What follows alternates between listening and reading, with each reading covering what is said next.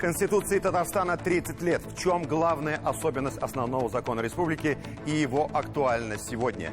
День народного единства, как время исторических параллелей, всколыхнуло нашу память и заставило родиться новые песни. Наиль Дунаев, актер-шестидесятник из знаменитого первого поколения щепкинцев. Он не играл, он жил в каждой роли. Люди, события, явления, которые привлекли внимание нашей команды на этой неделе. Здравствуйте, в эфире «7 дней», в студии Ильшат Аминов. Смотрите сегодня. Идет процесс роста самосознания всех нас. Коллеги говорили, что будет очень интересно, но не рассказывали как. В диалоге цивилизаций, возрождение духовности через уникальные проекты, музей археологического дерева, татарская слободка. Хоть чем-то помочь, хоть какую-то лепту внести.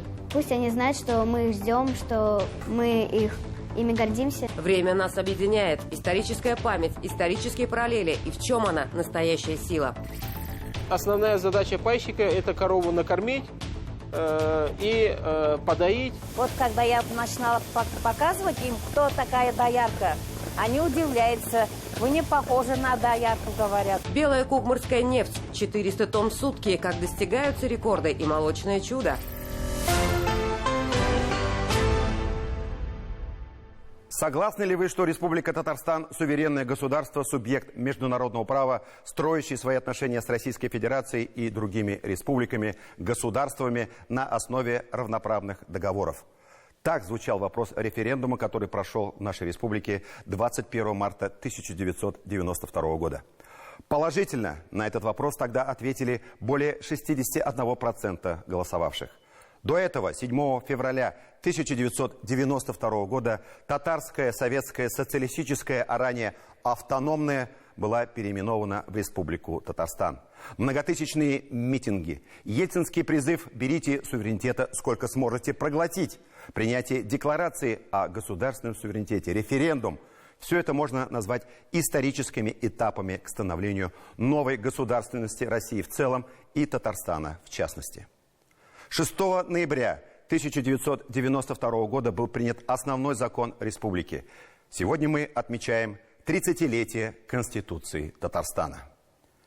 Несмотря на некоторые изменения, главный посыл остался неизменным. В ней затверждено: настоящая Конституция, выражая волю многонационального народа Республики Татарстан и татарского народа, реализует приоритет прав и свобод человека и гражданина.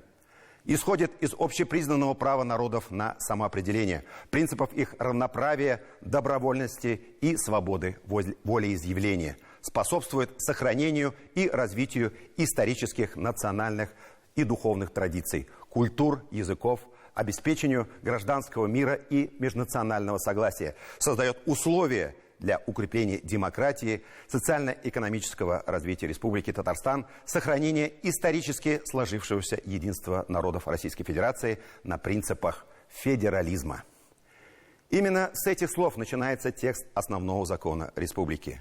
Высшей ценностью в нем назван человек, его права и свободы, а обязанностью Республики Татарстан – признание, соблюдение этих прав и свобод. Проект новой Конституции был опубликован 31 декабря 1991 года для всенародного обсуждения. Как отметил председатель парламента Татарстана Фарид Мухаммедшин, творцами Конституции стали сами жители Татарстана. В Конституционную комиссию, которую возглавлял первый президент Татарстана Ментимир Шаймиев, поступило более 5000 предложений и уточнений, как от ученых, политиков, общественных деятелей, так и от рядовых неравнодушных граждан. Отличительная особенность Конституции заключалась в том, что она впервые была принята с учетом мнений людей, живущих на территории Татарстана. Сумела объединить людей разных национальностей, политических пристрастий и вероисповеданий, отметил Фарид Мухаммедшин. Президент Татарстана Рустам Минниханов на этой неделе заявил: Конституция – это основной документ, по которому мы живем сегодня и строим наше общее будущее. Зуфар Давлетшин продолжит тему.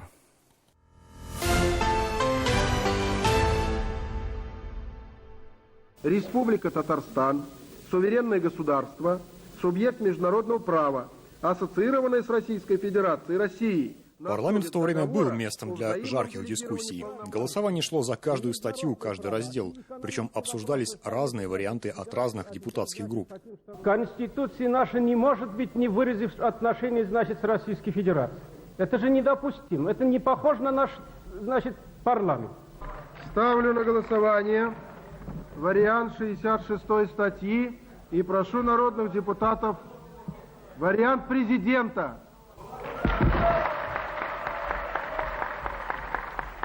Не все соглашались с конкретными статьями, но основной закон приняли большинством при 1 против и 9 воздержавшихся. За этими эмоциями двухлетний труд многих, не только депутатов. Проект Конституции прошел через международную экспертизу. К тому времени уже 2 года, как была принята декларация о государственном суверенитете Татарстана. В Москве еще не зажили раны от парада суверенитетов и попытки военного переворота. Когда начинали работу над Конституцией республики, еще готовились к статусу союзной республики в составе Советского Союза. Но страны не стало, и законов тоже, на которые можно было равняться. У новой России еще не было своей Конституции. Татарстан можно назвать первой звездой или, может быть, первым лучом нового российского федерализма. Но в Москве тогда так не считали, нас обвиняли, наоборот, в сепаратизме. Но официальные власти, думаю, большинство татарстанцев всегда были за единую страну, за сильную страну с сильными регионами. Чуть больше года прошло, как Татарстан провел референдум о новом статусе республики и вместе с Чечней не стал подписывать новый федеративный договор, но удалось найти общий язык и с Москвой, и с местными оппозиционерами и в 90-м, несмотря на их публичные голодовки, и в 91-м, когда не стало Советского Союза, и на этот раз в ноябре 92-го.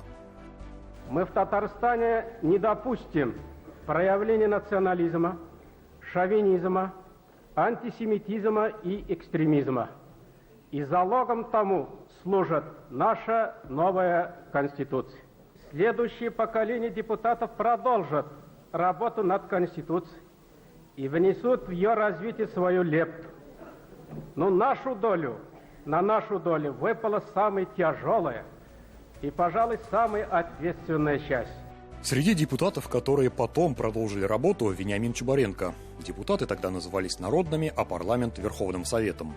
Именно мы, вот наш именно совет, он осуществлял насыщение суверенитета, вот полноты этой конституции нашей республиканской. Наша конституция на то время и на сегодняшний день, кстати, я вам хочу сказать, она является довольно демократичной и довольно прогрессивной. Формулировки рождались от жизни. То есть это были формулировки, которые уже закрепляли какие-то достижения общественной мысли, как бы, так сказать, того времени, потому что активное участие принимали, скажем, юристы юрфака Казанского университета. В это время не было федеральной конституции, она же на год позднее была. Мы же как бы первопроходцами шли по целине. В 1992 году Любовь Агеева была главным редактором газеты «Казанские ведомости», затем возглавила пресс-центр Верховного Совета. Вместе с депутатами изучала вопросы государственного устройства. Впервые конституционное законодательство взяло приоритет, отдало, вернее, приоритет на права и свободы человека. Интересы общества и государства, они отнюдь не менее важны, чем интересы конкретного человека. Этот баланс этих интересов, который был заложен у нас в Конституции, я считал образцом. И я считал, что это правильно. Ну, и я очень доволен, что в этом направлении все-таки и Конституция Российской Федерации пошла. Наше руководство с самого начала, это президент Шамилев, везде, где мог, подчеркивал, что для нас вот эта самостоятельность, это одновременно и есть ответственность. То есть руководство республики несло ответственность полностью. Еще почти через 2 года появился договор с Москвой, в котором по пунктам было обозначено, кто за что отвечает и что взаимно делегирует. И уже были основания для этого документа, записанные в конституциях Татарстана и Российской Федерации. Крайние позиции, которые озвучивали некоторые общественные движения, они нигде нормативно прямо не записаны. Федеративное устройство намного демократичнее. Оно учитывает все разнообразие территорий. Оно дает возможность субъектам самостоятельно использовать свои ресурсы. Символ государственности – это Конституция, это наш знамя, это символ государственности, это наш гимн, вот, и наличие нашего президента. На Конституции дает присягу президент своему народу, на той самой, которая была принята 30 лет назад, которая изменилась, но еще не существенно. Не стало, к примеру, такой должности, как вице-президент, появились со временем новые статьи. Потому что развивается республика и появляются новые государственные институты и должности. Централизованная система не обеспечивает нужный уровень развития. Децентрализация, нужная децентрализация, но это основа основ управления, поэтому федеративное устройство – это одна из высших форм децентрализации, когда субъекты, народы сами определяют многие параметры своего развития. Эта Конституция получилась такой, какой она должна была быть. Мы остались и, несмотря на требования отдельных групп населения, в составе Российской Федерации и объединили многонациональный народ, создали условия для поддержания поднятия своей экономики. И надо сказать, что Конституция служит, и сегодня в полную силу. Пусть наша Конституция работает на мир и согласие наших народов.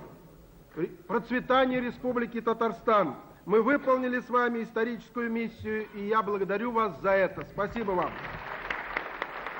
Со временем, возможно, иначе будут выглядеть полномочия различных органов, и изменится характер их взаимодействия. Жизнь обязательно внесет свои коррективы. Вместе с тем, я убежден, что основные позиции основного закона носят долговременный характер. Зуфар Давлетшин, Андрей Ключников, 7 дней. Выражу свою точку зрения.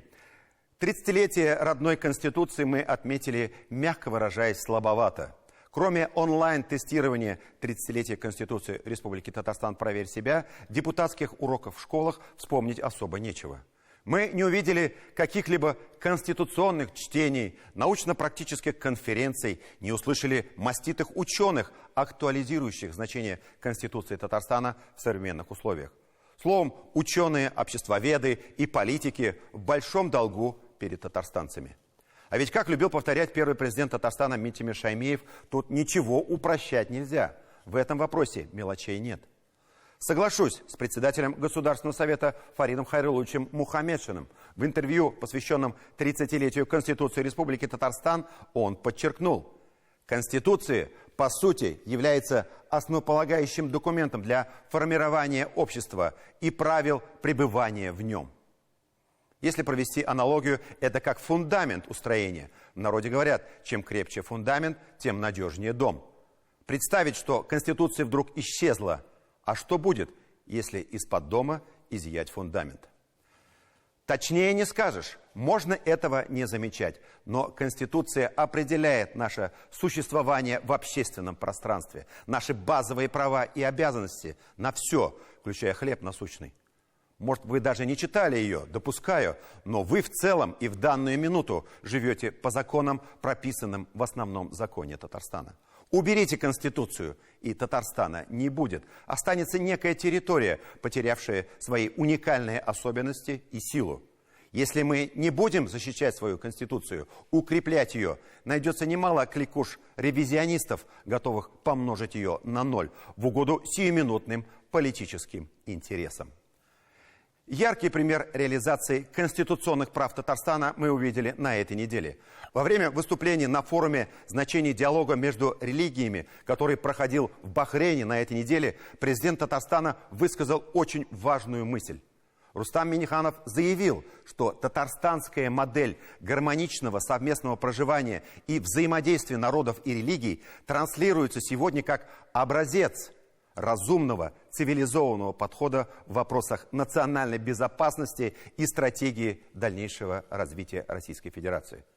Тему поддержки этнического и религиозного многообразия президент Татарстана обсудил с одним из лидеров мирового масштаба, Папой Римским Франциском.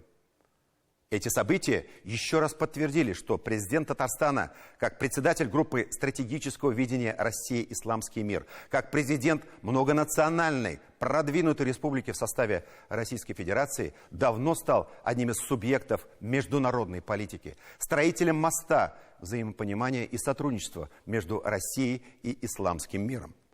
Хочу лишь еще раз сделать акцент. Татарстанская модель построения многонационального общества служит образцом для других регионов России и может служить базой стратегии национальной безопасности и стратегии развития всей Российской Федерации. По формуле «сильные регионы, сильная страна». Кстати, для Татарстана праздник День народного единства – это не просто лозунги и красивые слова про дружбу народов. Это реально большая работа, которая уже приносит свои результаты в повседневной жизни людей. Диляра Юсупова продолжит тему.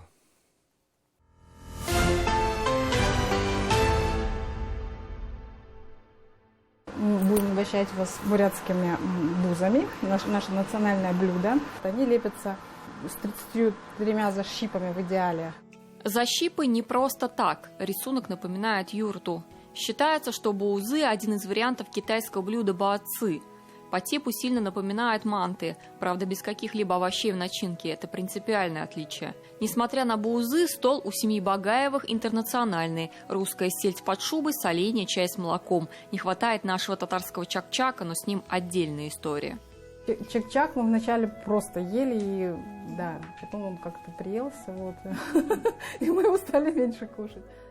Они приехали из Бурятии чуть больше года назад. Так случилось, что предложили работу, и потом много слышали о Татарстане. Он программист, она финансист. Сегодня они в гостях у еще одной бурятской семьи. Стараются держаться вместе. Раскидываешь, и две в одинаковые фигуры, вот если они попадаются рядом, как бы шалбанчиками, попадаешь, и должен не задеть никакую другую. Если ты так сделал, то как бы одну себе забираешь. Да, мы всей семьей в детстве игрались. В Татарстане чувствуют себя как дома, тоже гостеприимство, дружба и коллегиальность. Даже национальные праздники, казалось бы, таких разных народов так похожи. И даже татарские песни удивительным образом вдруг напоминают им о родном крае. Какой-то был концерт, пела татарская певица, и она пела народные татарские песни, и это мотивы мне так напомнили некоторые бурятские песни, потому что они прям, не знаю, как какие-то такие зазывные, степные, что ли. Вот. Сходство было прямо аж до слез, меня тогда растрогало.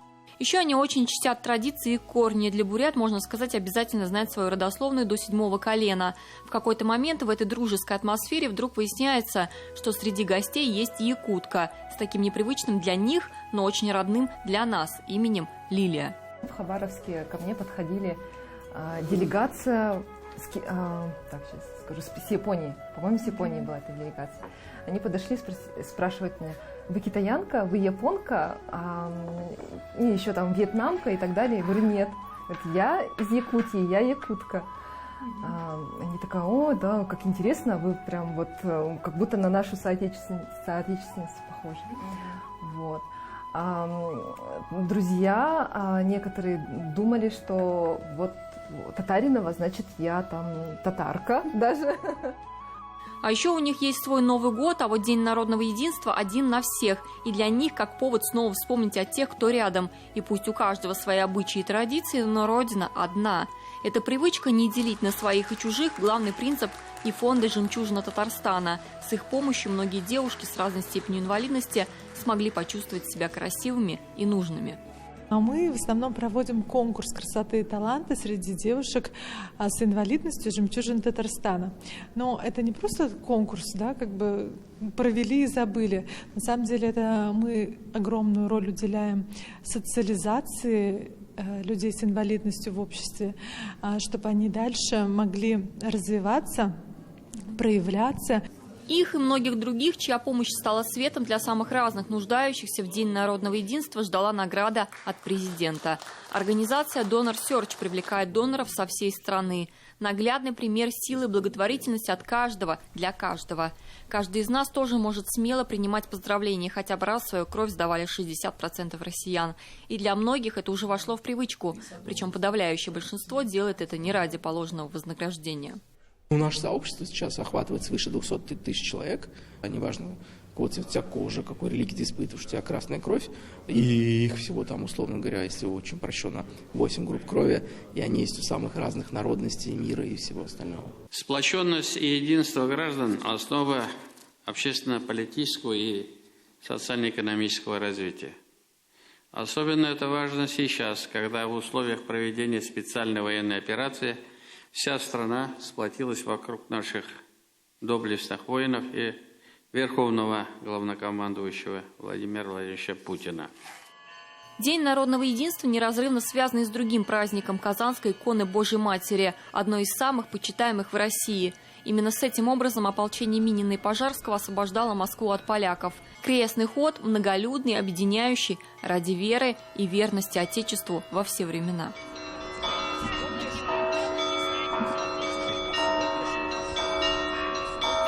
Наряду с крестным ходом прочли молитву Всевышнему и в мечетях с просьбой о защите российских солдат в зоне спецоперации, а также о благополучии нашей страны. Ее произнесли во время пятничного намаза в честь Дня народного единства. Бисмилляхир-рахманир-рахим.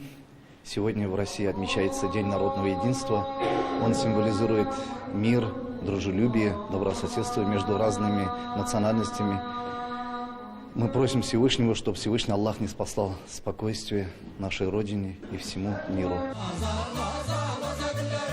Достояние республики и национальной культуры в ярком калейдоскопе самой разной этнической музыки. Татарский, русский, чувашский, марийский, удмуртский и много других народных песен и танцев. На большой сцене гала-концерта фестиваля «Наш дом Татарстан». Фестиваль, который каждый год приумножает наше культурное наследие. Чайбиеву, Мухаммедчину, Миниханову – это отцы-основатели современного Татарстана. Им удалось дать народу и себе правильные ориентиры.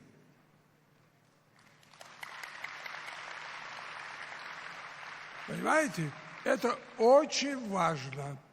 И самое главное, то, что в основе вот этого единства народов Татарстана заложена культура, заложены традиции. Этот праздник – еще один пример и повод осознать, что вклад каждого в будущее страны не просто важен, а может стать решающим. День народного единства – праздник, уходящий своими корнями глубоко в историю государства. Но сегодня это не просто гуляние, не просто торжества, а скорее символ сплочения, в готовности разделять горе и радость. И кроется то самое народное единство, которое без всякого сомнения является самой главной опорой для каждого из нас. Диляра Юсупова, Роман Безменов, Дмитрий Шлемин. 7 дней. Продолжим тему.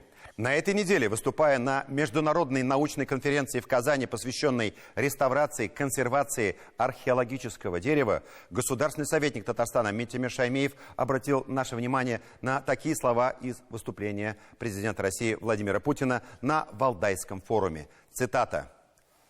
«Развитие должно быть именно в диалоге цивилизаций с опорой на духовно-нравственные ценности. Да, у разных цивилизаций разное понимание человека, его природы, но все признают высшее достоинство и духовную сущность человека». Безусловно, это не банальная фраза. Здесь ценно и важно каждое слово. Мы часто, спеша, увы, пролетаем значение этих слов. В диалоге цивилизаций ключевое понятие, на которое обратил внимание государственный советник Татарстана Митимир Шаймеев. Значит, Россия, которая без сомнения является отдельной цивилизацией, готова только к равноправному диалогу и выступает против навязывания чуждых ей правил и так называемых западных ценностей.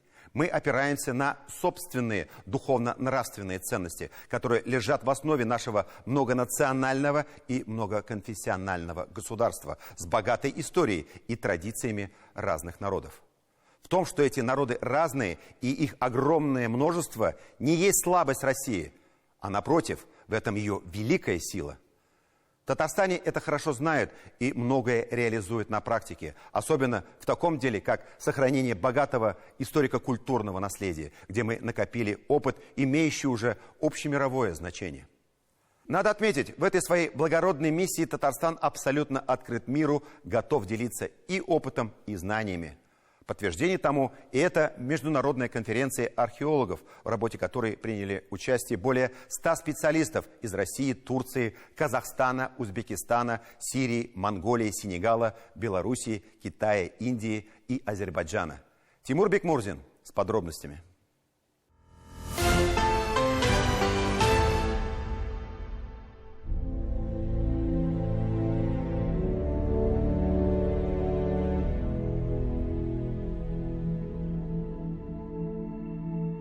Великий Болгар и остров Град-Свияжск – наши святыни, теперь уже не только республиканского и российского масштаба, а мирового уровня. Вы еще там не были, но как же так? Это на самом деле увидеть надо. Это надо увидеть. Это не расскажешь. Только вот так слова. Приезжайте, точно не пожалеете. Посетить этот музей была моя мечта. Я в восторге, честно. Все регионы должны к этому стремиться.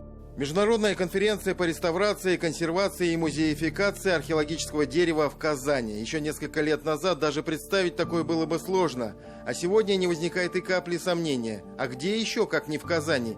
И дело не только в уникальном музее археологического дерева в Свияжске. У нас еще будет возможность с ним познакомиться поближе, равных в мире нет. В Татарстане выстроена действительно системная работа по сохранению историко-культурного наследия представителей всех народов и религий, проживающих в республике. Мы этим занимаемся предметно и целенаправленно, и результаты, кажется, превзошли даже наши самые смелые ожидания. Огромное количество отреставрированных, воссозданных из руин объектов, десятки музеев, шикарная инфраструктура для туристов. Только в этом году Болгар и Свияжск уже посетили более 1 600 000 человек. Выступление отца-основателя этого татарстанского чуда под названием «Возрождение» государственного советника Ментимира Шаймиева участники статусного международного форума слушали с особым вниманием. Мы создали мощный фонд Возрождения. Истории народов во все время эпохи Возрождения бывали, судьбы бывали разные. Но в данном случае это идет от народа, от нас самих, и при полной поддержке и руководства страны. Да и, одним словом, идет процесс роста самосознания всех нас. Роста самосознания и духовности на этой основе. У нас вообще есть лозунг «Мы можем». Татарстан, вот то, что сейчас развивается, значит, под лозунгом «Мы можем». Мы сами себе сказали «Мы можем». Но если ты сказал «Мы можем», надо ночь. Проблема сохранения богатого исторического и культурного наследия остро стоит не только для нашей страны, для всего мира. В России она воспринимается подчас острее из-за того, что реально ценные объекты уходят, теряются из-за банального недофинансирования. Однако это вопрос не только денег, но и технологий. Тот же музей археологического дерева стал реальностью не только благодаря уникальному раскопу, мокрому археологическому слою, но и специалистам и технологиям из КФУ. Опыт Татарстана, безусловно, он... неоценим, его невозможно оценить. Вот. И очень важно, что этот опыт состоялся. Я счастлив быть в Казани, в таком красивом городе. Я восхищен вашей архитектурой, и я реально впечатлен тем опытом, который у вас есть. Он прозвучал в докладе по сохранению и реставрации археологического дерева.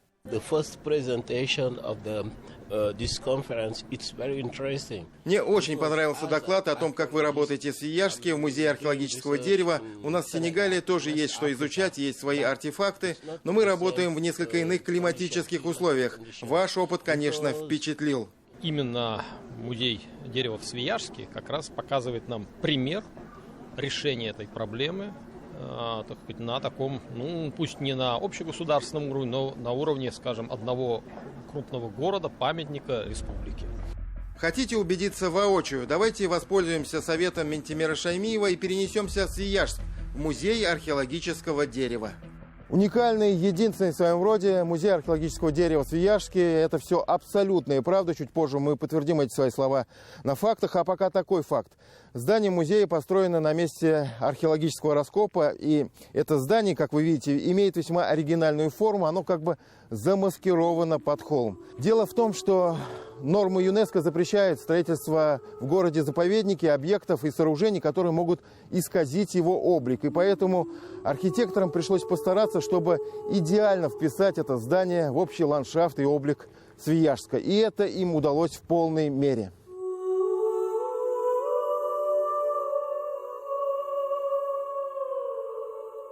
Уникальность музея Свияжска еще и в том, что именно здесь сформировался так называемый мокрый археологический слой.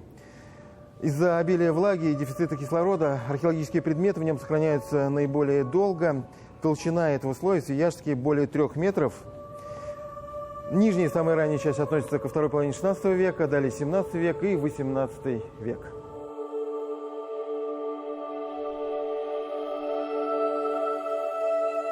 У меня сейчас очень яркие впечатления. Я, конечно, много видела до этого фотографий, но я прям с удовольствием погружаюсь в экспозицию. В чем еще особенность, если хотите, уникальность нашего музея в том, что все, что вокруг нас, имеет отношение к реальной городской постройке. Большинство музеев дерева в мире, их, кстати, не так много, это своего рода музеи корабли. А здесь предметы обихода, артефакты, которыми пользовались наши предки 400 и даже почти 500 лет тому назад. Коллеги говорили, что будет очень интересно, но не рассказывали как. И вот это вот увидеть реконструкцию участка раскопа, конечно, очень впечатляет. Интересно, что часть экспонатов, витрин посвящена в том числе и нелегкой работе реставраторов, в частности, по сохранению древних тканей, текстиля. Вот в таком виде он попадает в руки специалистов в виде комков, обрывков.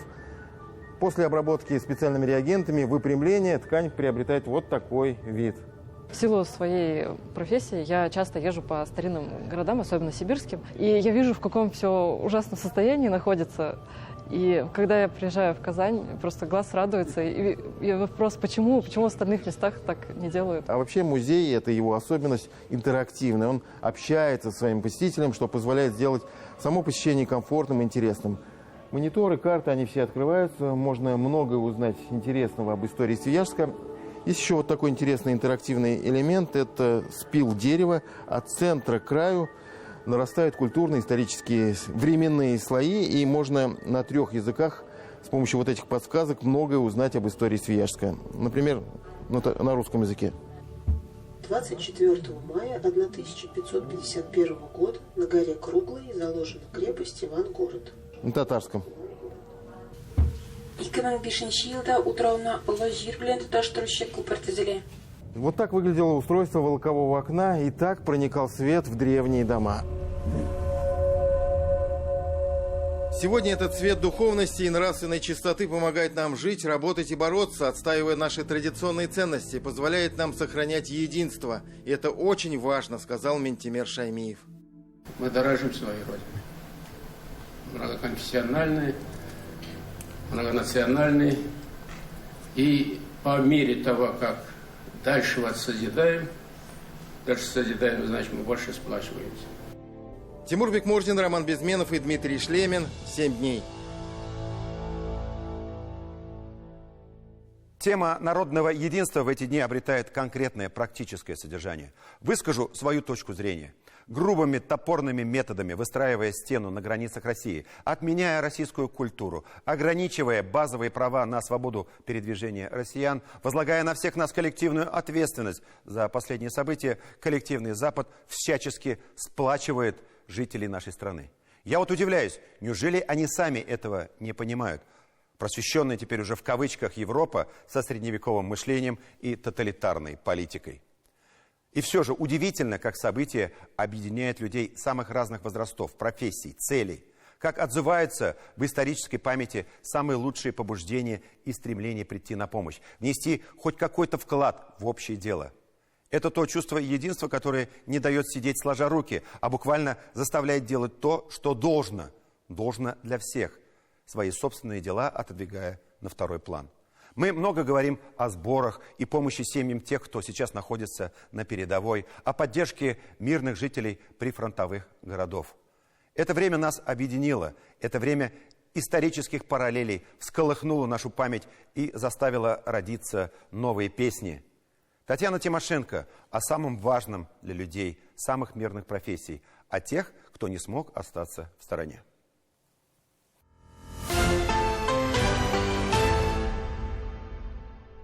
Здравствуй, дорогой солдат. Нам в школе сказали, что можно написать тебе письмо.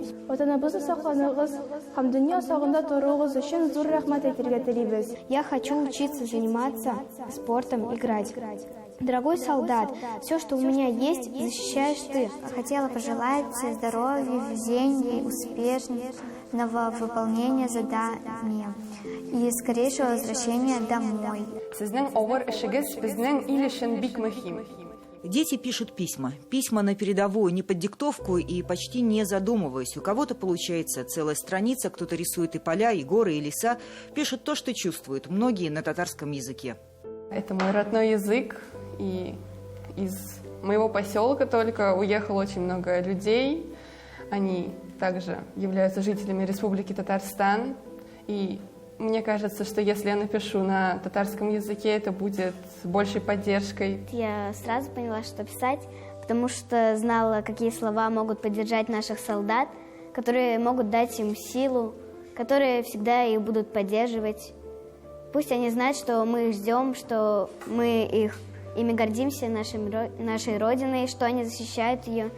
Всероссийская акция, которую придумали, конечно же, взрослые, кажется, набирает обороты. Так школьники из поселка Васильева, им по 10-13 лет, отправляют почту уже не в первый раз. Треугольники без адреса летят, едут сейчас вместе с гуманитарной помощью со всех концов страны и читают их так, со слезами на глазах. Я желаю тебе побольше. И поднявшись на импровизированную трибуну, сначала затая дыхание, а потом и с аплодисментами. Стойкости, мужества, берегите себя. Ваши мамы и папы ждут вас. С уважением, Фатима. Это для всех. Героям, по-другому и не сказать, вручают награды за подвиги гуманизма в условиях боевых действий. Диамид Карслидис, врач-хирург Казанского военного госпиталя, с февраля по июнь находился в зоне специальной военной операции. За 2 месяца он спас жизни более 200 человек. Прямо в поле оперировал раненых, военнослужащих, местных жителей, пленных солдат ВСУ. Говорит, пришлось даже принимать роды. На кителе медаль за боевые отличия и за отличие в военной службе, теперь и медаль за спасение погибавших. Меня переполняют эмоции, гордость. И, естественно, нелегко это все дается. Голова думает, руки делают, как говорится. Вот. И максимально стараешься большому количеству раненых помочь. Медаль называется «За спасение погибавших». Она, на самом деле, очень важно для именно медицинских работников. Только там, за лентой, понимаешь, насколько мы едины, сколько национальностей собрались все вместе для по-настоящему отпору всей агрессии. Олег Денисюк – один из первых добровольцев из республики. По профессии мануальный терапевт, сейчас военный медик. В прошлом гражданин Украины. В 2014-м переехал в Казань, вдохновленный поездкой сюда сразу после универсиады. Перевез семью. Но когда началась специальная военная операция, понял, что не может остаться в своей обустроенности. Узнал, что создается батальон «Алга», именной татарский батальон. Ну а раз я уже прописан в Татарстане, в Пестричинском районе, то есть Татарстан для меня сделал очень много, пришло ему мой черед. За месяц под обстрелами он спас 40 военнослужащих своего батальона, 6 из других подразделений и 3 мирных граждан. Затем сам получил тяжелое ранение, позади лечение, впереди военно-врачебная комиссия, а после... Снова в штаб, направление и «Алга». Хорошее слово «Алга». Это теплое слово «Родина» сохранилось как дань исторической памяти. Дворец культуры в Зеленодольске построили в годы Отечественной войны. Теперь здесь музыкальный театр. Его артисты сейчас тоже вспоминают об этом историческом долге. Нас не разъединить, духом не сломить. Обещай, что ты вернешься, знай. За тобой родной край. Эта песня сложилась быстро, вылетела как птица, так же быстро была записана. Первыми слушателями стали мобилизованные в Казань Экспо, ведь среди них и родственники, и друзья артистов. Чем мы еще сможем помочь вот сейчас в данной ситуации? Это важно для нас. хоть какую-то кроху внести свою, это очень важно. Между репетициями и концертами пошив плащ-палаток. Точечный заказ для бойцов. За сутки в плане 18. На раскроить за швейные машинки сел практически весь коллектив. Моя работа, работать на сцене, но такое сейчас время, поэтому мы должны быть готовы ко всему и взять в руки швейную машинку, когда нужно будет, и оружие возьму в руки. Поэтому готов ко всему. Вся помощь из нескольких пунктов сбора стекается сюда. Молодежный центр, сбор индивидуальных пакетов мобилизованным по точному списку, распределение гуманитарной помощи мирным жителям. Самое активное, это испокон веков, наверное, было, отдаленные населенные пункты и главы сельских поселений, возглавившие эту работу. Просто жители, бабушки, которые начали вязать, банально вязать носки и вкладывать свою душу. Все они в первую очередь начали эту работу. Мы ее только подхватили и постарались немножко организовать. Хоть чем-то помочь, хоть какую-то лепту внести. Мы же тоже русские люди, которые всегда на все откликаются. Инвалиды поселка Юдино и сами нуждаются в помощи, но организовались быстро. Сначала предоставили помещение для хранения гуманитарного груза для бойцов батальонов, закупили с пенсии, отправили жгуты, а затем пришлось и дежурить. Люди потянулись с помощью. Местный детский сад закупил обувь, бабушки несут тактические перчатки. И прям пишут «Тепло наших рук». В Казани открылись 18 новых пунктов сбора гуманитарной помощи. Здесь же идет распределение по точкам назначения. Теплые вещи, продукты, вода, медикаменты от предприятий и простых людей будут направлены мобилизованным служащим именных батальонов Татарстана Темира и Алга, семьям военнослужащих, жителям подшефного Лисичанска. И почти в каждую такую посылку обязательно попадет детское письмо со словами о гордости, о любви и о родине, которая ждет и знает, что настоящая сила в единении людей разных возрастов и профессий, как было для нашей страны во все переломные исторические времена. Татьяна Тимошенко, Дмитрий Шлемин. 7 дней. Мы продолжим нашу программу через пару минут. Смотрите далее. Основная задача пайщика – это корову накормить и подоить. Вот когда я начинала показывать им, кто такая доярка, они удивляются. Вы не похожи на доярку, говорят. Белая кукмурская нефть. 400 тонн в сутки. Как достигаются рекорды и молочное чудо.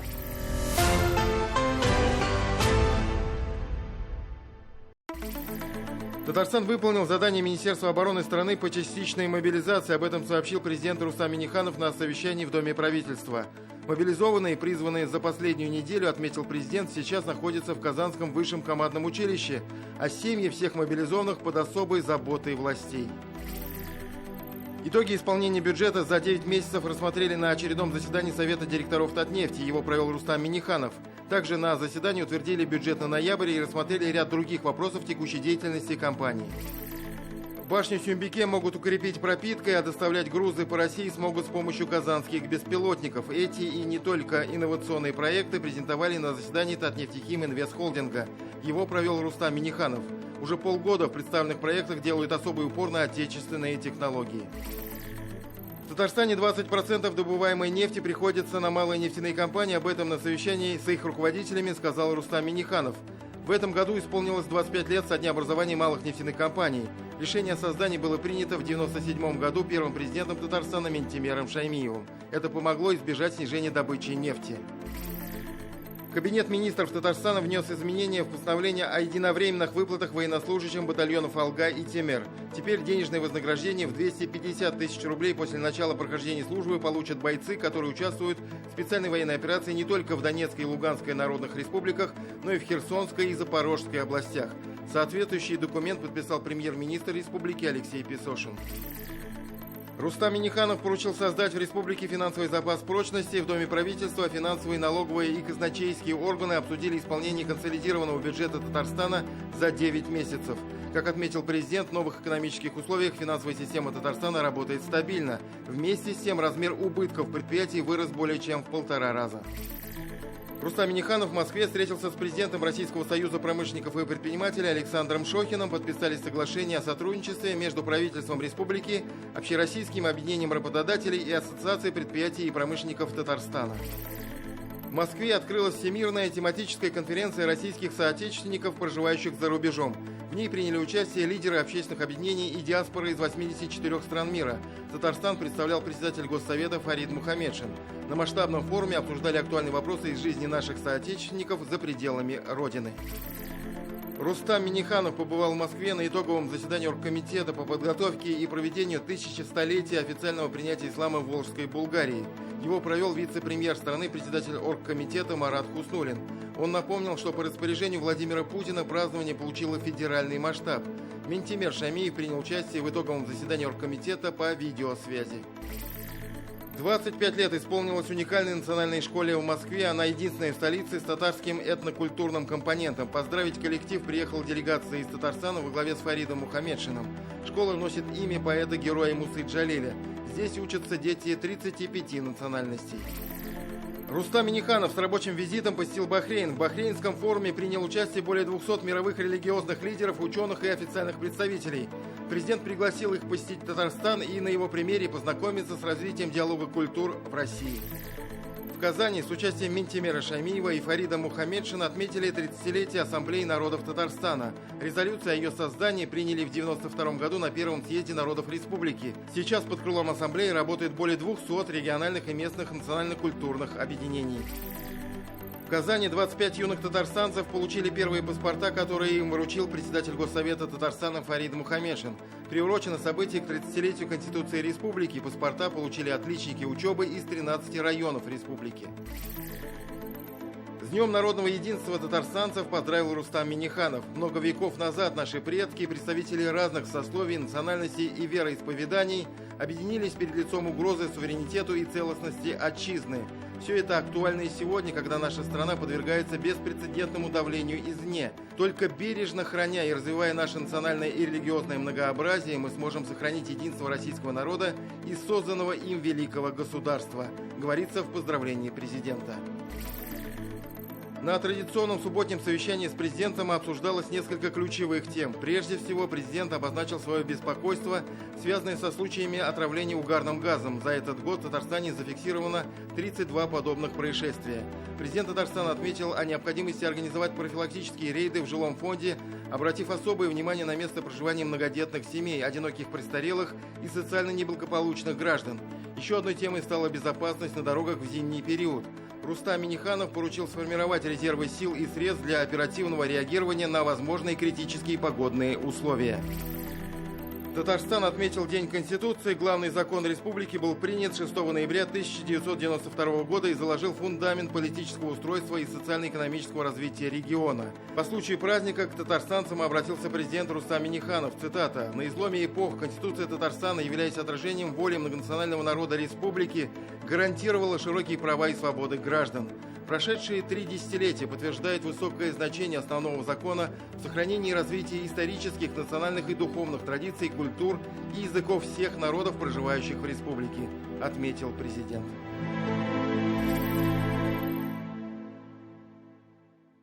Мы продолжаем программу «7 дней». Кукмарский район Татарстана в этом году продолжает удивлять. Удивлять в приятном смысле слова. Чем может удивить район, в котором нет и не было нефти? Северный район, которому и с плодородными землями не очень-то повезло. Кажется, ничем. Но в Кукмаре нашли свою нефть. Белую. Молоко. Очень много молока. Вот я назову цифру, а сможете ли вы ее оценить по достоинству? Каждый день в районе добывают 400 тонн этой белой нефти. 400 тонн молока. Каждый день. Это абсолютный рекорд по республике. И это абсолютный максимум, который был достигнут у нас. Что-то близкое к такой цифре имеют только 3 района Татарстана. Атнинский, Балтасинский и Сабинский. На 4-м месте Мамадышский. Но и он уже отстает от Кукмара вдвое. Дальше уже цифры, отличающиеся на порядок. Но мы сравнили Кукмарский район с передовиками молочного производства Татарстана. И вот другое сравнение с соседями. Посмотрите, целая Самарская, Саратовская, Ульяновская области, республика Марий-Эл, 315-370 тонн молока в сутки. Один Кукмарский район Татарстана производит молока больше, чем многие области страны, больше, чем весь Крым, чем весь Ставропольский край. Конечно, это огромное достижение, и неудивительно, что оно было упомянуто в последнем послании президента республики Рустама Минниханова. Михаил Любимов о молочном чуде Кукмарского разлива.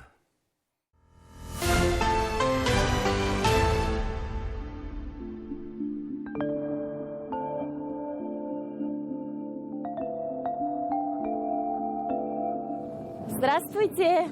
Здравствуйте. Здравствуйте. Слушайте, ну вы когда мне назначили встречу на набережной, я думал, что вы говорите про райцентр, может быть, про Кукмар. Может, вы в Казань приехали сами, а не нам надо к вам ехать. Нет, это наша набережная, деревня Вахитова, село Вахитова. Ну, вот смотрите, село. какая красота тут, а?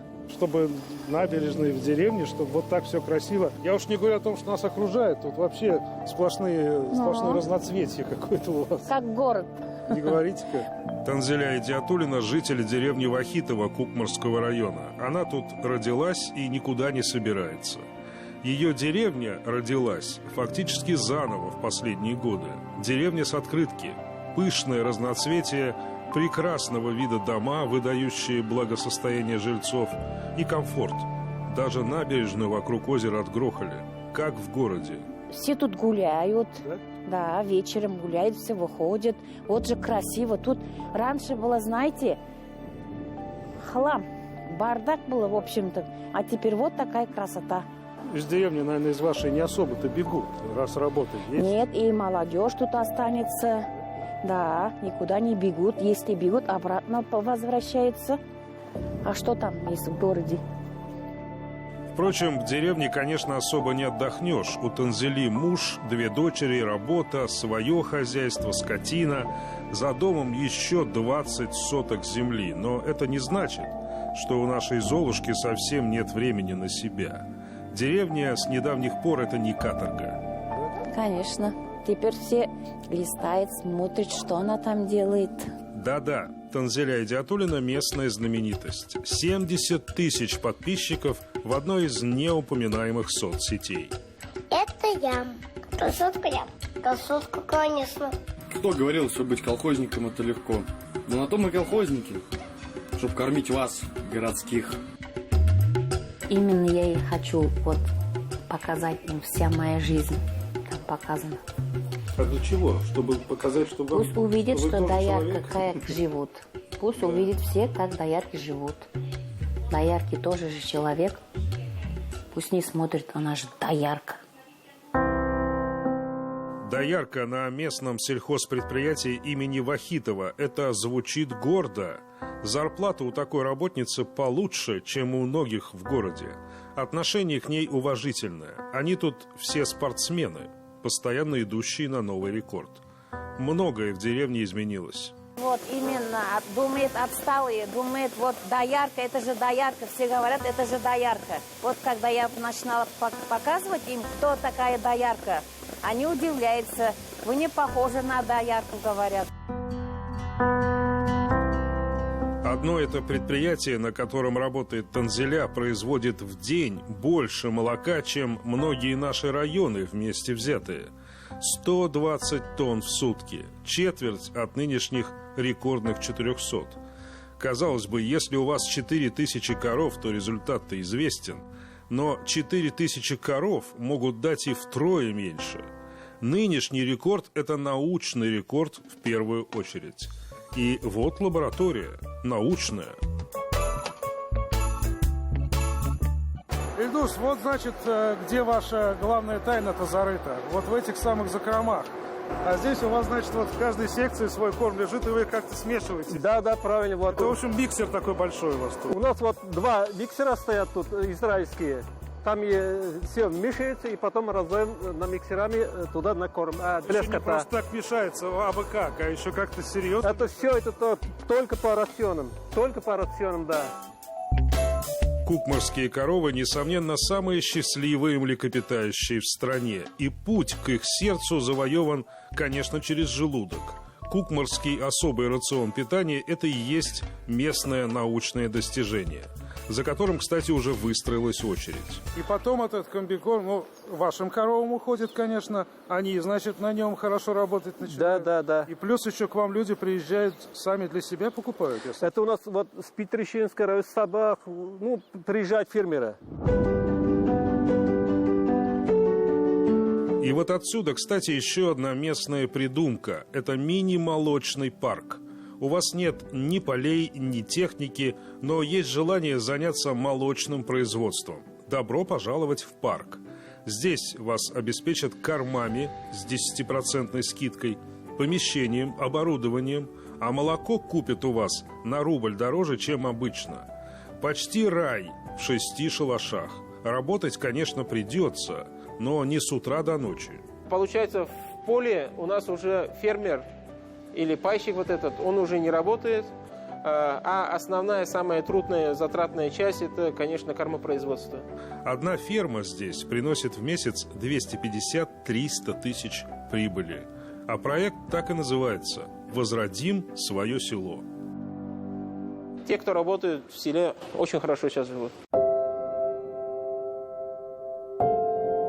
Вон там, в поле, пашет сейчас человек, благодаря которому многие знают, что на селе действительно неплохо живет тот, кто пашет. Кажется, что он там один-одинешенек в этом поле. Но вместе с ним и сейчас, и круглые сутки еще десятки тысяч людей. Василий Иванов, тракторист Василий, еще один человек с душой нараспашку и с 50 тысячами подписчиков, работающий все на том же предприятии имени Вахитова и также имеющий прямое отношение к добыче белой кукмарской нефти. Само собой получилось. Вот, видео снимал, да, поставил, там, пошло-поехало. Ну, самым известным он сделал видео, которое как раз пахал. Про поле? Да, про поле. Всем привет. Вот, сегодня я тоже пахаю, вот, на своем тракторе. Припахал, вот, это поле. Видишь, кончал это поле, сейчас поеду на другое поле, там буду кончать. Ну, я не люблю про дом и про это, семью ставить, ну, про работу в основном я. Вот как работаем, пускай это, городские знают, как в деревне тоже можно жить, хорошо жить. Не просто проживать, а жить нормально. Зарплата очень хорошие стали. Вообще процветает деревня. Деревня, где живет Василий с рождения, деревня село Чура, также далека от наших обыденных представлений о современной деревне. Депрессивной эту местность ну никак не назовешь. Неудивительно, что она рождает не только вот такие красоты, но и блогеров. Блогеров, воспевающих эти красоты. Василий не любит о личном, о доме, но свой новый сарай сам вызвался показать. Вот это значит ваш сарай, да? Ну да. Вы сказали, я сарай построил. Я думал, сарай так сарай. А у вас сарай это по-татарски, может, сарай? Дворец? Даже скотину он держит не для того, чтобы завтра было что-то на столе. Василий теперь имеет возможность смотреть куда дальше.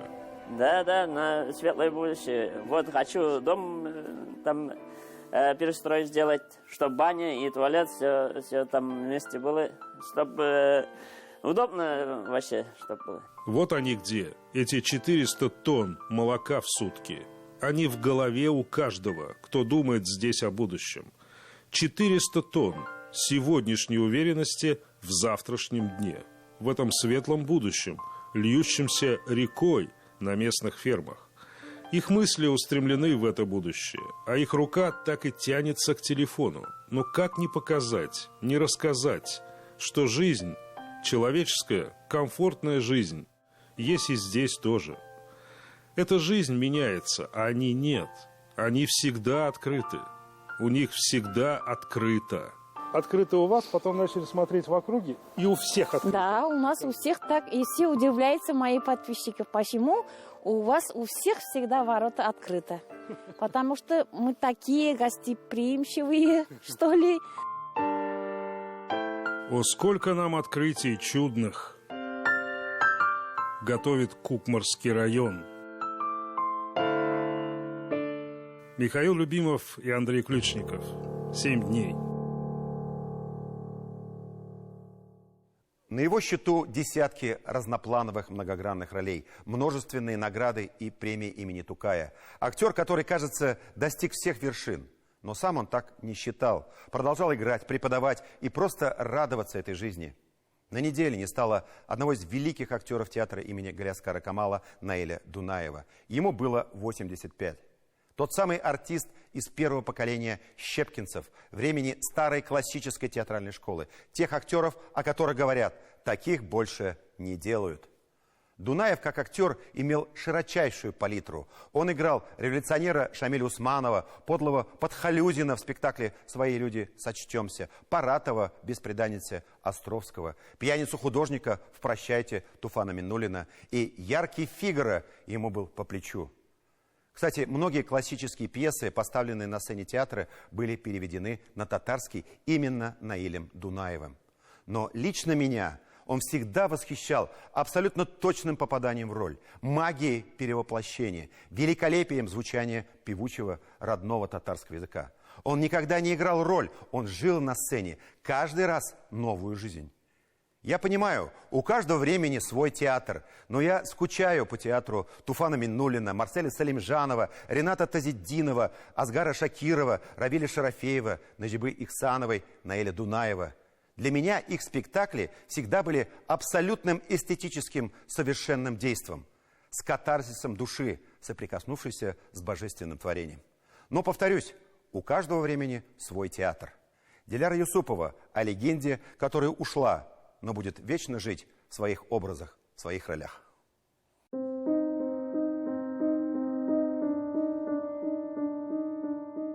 А сейчас уже другие люди проживают, уже приезжают в конце недели. Ничем не примечательный дом села Ахметьево среди десятков других, как окно в прошлое.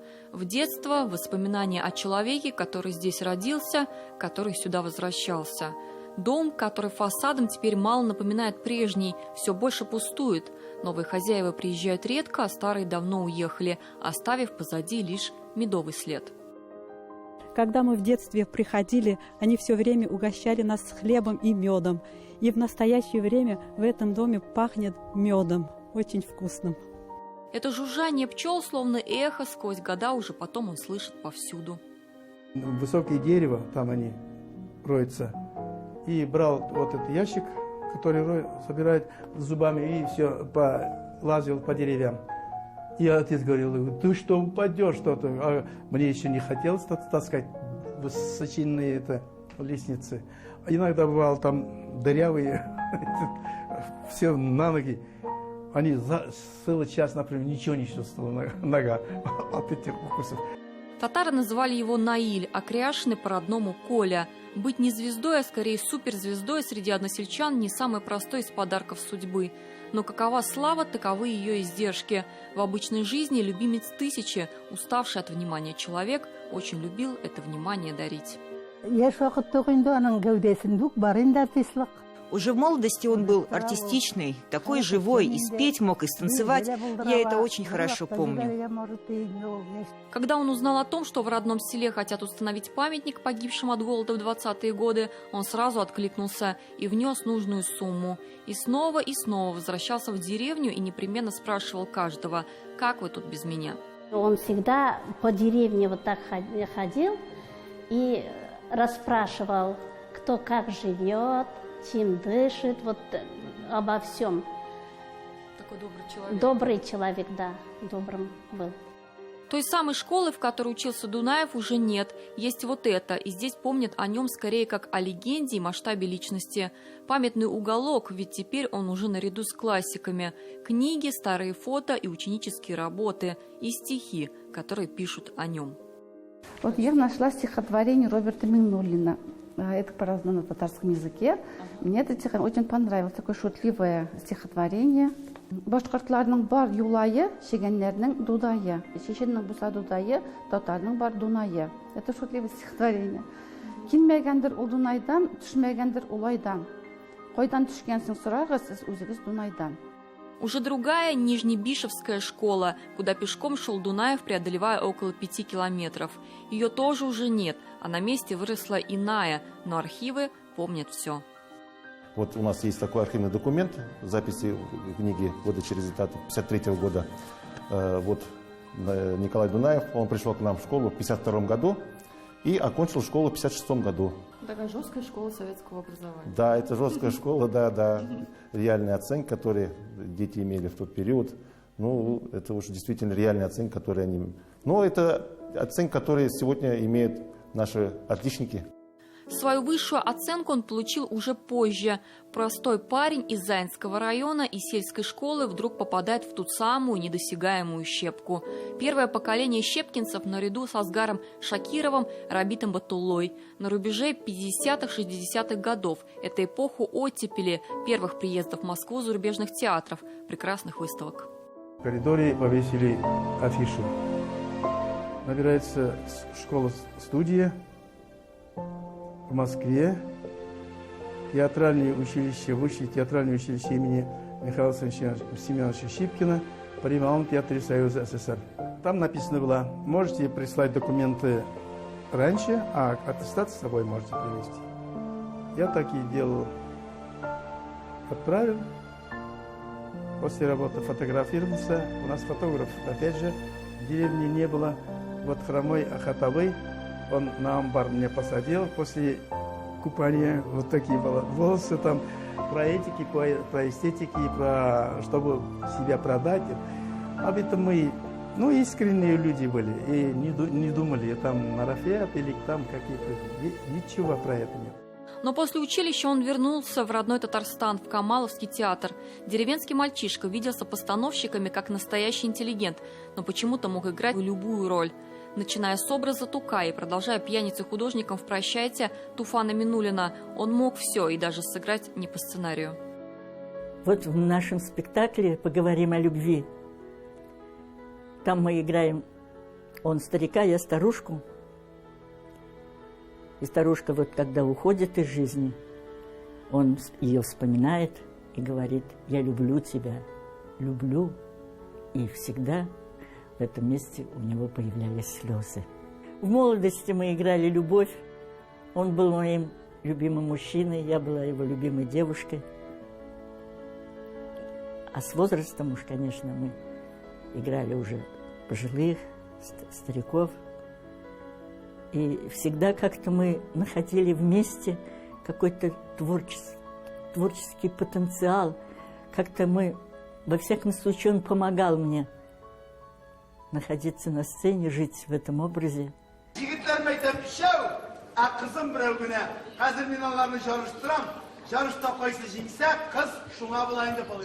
Последние годы его главной ролью был оптимист Григорий из «Гыргыры Киевляре». Это один из самых кассовых спектаклей Камаловского. Дунаев, как основной кряшин театральной сцены республики, был его движущей силой. Казалось бы, бытовой сюжет сватовства дочери по всем традиционным канонам вдруг каждый раз приобретает новые смыслы. Наиль Абы был таким стройным, красивым, голубоглазым мужчиной. Природа одарила его грацией, легкостью. Он напоминал на сцене птицу. На моем юбилее, 50-летнем, он вышел на сцену и преподнес мне свой подарок. Это вот эти сережки. Я не зря их одела. Они мне очень дороги. Это сережки с изумрудом. А изумруд в переводе на татарский язык – зубаржат. Это моя первая роль в дипломном спектакле. Он ставил по Мустаю Кариму в «Ночь лунного затмения» и мне дал роль зубаржат. Несмотря на специфику и многогранность персонажей, к своему амплуа он всегда относился с трезвой иронией и сам же высмеивал стереотипы о себе. А коллеги так и говорят, у него вообще не могло быть амплуа. Актерский талант – такая штука, способная примерить любую маску. страстность, возбудимость, быстрая, да. У него всегда горели глаза, у него красивые голубые глаза были. Он всегда в азарте, он всегда... Это не выплескивалось, это очень важная вещь у актера. Внутри, у него внутри все время, все кипело. И эта энергетика всегда передавалась партнерам. Хороший был, очень хороший был актером. Настя, сен бит, махаббат үшін туған, ир қатыны болу үшін, лайла құру үшін, Настя. Гүлерім, сен менің гүлерім.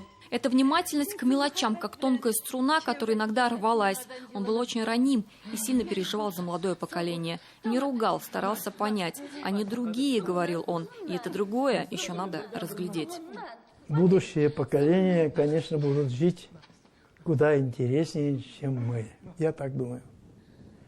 И я желаю, кем бы они ни были, кем бы они ни родились, занимались тем, что им по душе. Потому что если без интереса жить, зачем тогда жить? В последнее время он болел. Ему было уже за 80, но свое отношение к возрасту формулировал емко.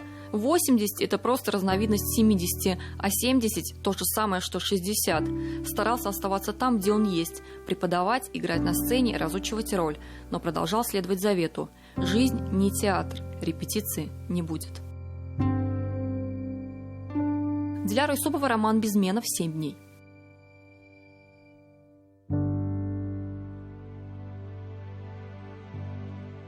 Светлая память. Урыны ұжмақта болсын. На этом у нас все. Всем наилучшие пожелания. Барығызға иң изгі тілектер. Встретимся через неделю. До свидания.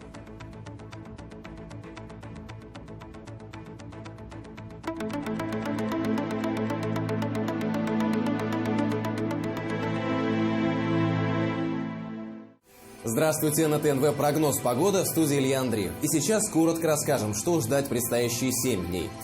По данным сервиса Яндекс.Погода, на северо-востоке Татарстана температура держится всю неделю на отметке от -1 до +2 градусов тепла. Облачно, без осадков в понедельник и вторник. Со среды по воскресенье включительно обещают дожди. Процитирую отрывок из поэмы Евгения Онегина, русского поэта Александра Пушкина. «Уж небо осенью дышало, уж реже солнышко блистало, короче становился день, лесов таинственная сень с печальным шумом обнажалась, довольно скучная пора, стоял ноябрь уж у двора». На юго-западе Татарстана в среднем погода держится на значениях от -3 градусов до +2 градусов. Дожди со среды по воскресенье, облачно без осадков в понедельник и во вторник. Осень – торжество последней красоты засыпающей природы. Осень учит нас смирению. В центральных районах в понедельник и вторник облачно без осадков. Дожди обещаются с среды по воскресенье включительно. Самый теплый день недели – четверг. Температура днем составит до 4 градусов выше 0. Как говорил немецкий философ Фридрих Ницше, заметьте, осень – больше сезон для души, нежели природа. На юго-западе Татарстана температурный режим в целом сохраняется. Облачно в понедельник и вторник. Осадки начнутся в среду и завершатся в воскресенье. То снег, то дождь, то снова снег. Все спорят, не договорятся. Типичный 21 век. Не быть, а скорее казаться. На северо-западе республики Татарстане и в Казани в среду осадки в виде мокрого снега. Дожди. С четверга и по воскресенье. Понедельник и вторник обещают быть без осадков. Осенью хорошо начинать. Медитировать, вышивать, создавать свой блог. Да все что угодно.